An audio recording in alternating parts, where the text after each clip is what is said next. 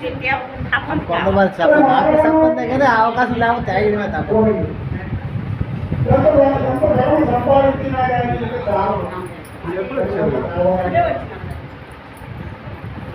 కానీ సంపాదించినప్పుడు అయినా సరే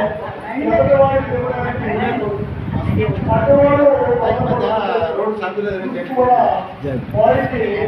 బస్కే వచ్చాడు ఇక్కడ భక్తులు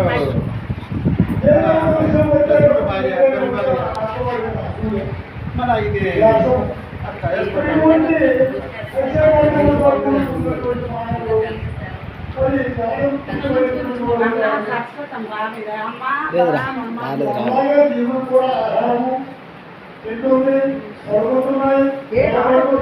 అన్ని చేస్తున్నారు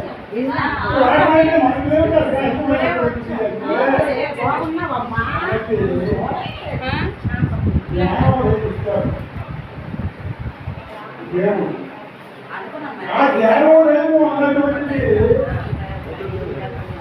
వాడు కన్య గర్భం నుండి వచ్చిన తర్వాత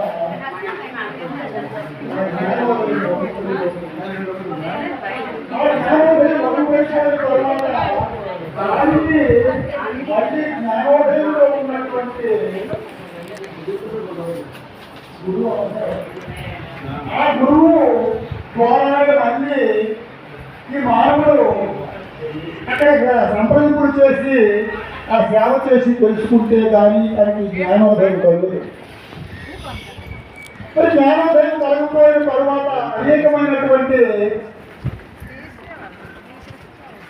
దుష్టకర్మలు చేస్తున్నారు, చెడు కర్మలు చేస్తున్నారు, అనేకమైనటువంటి ఆలోచనలతో కూడుకున్నటువంటి పనులు చేస్తున్నారు.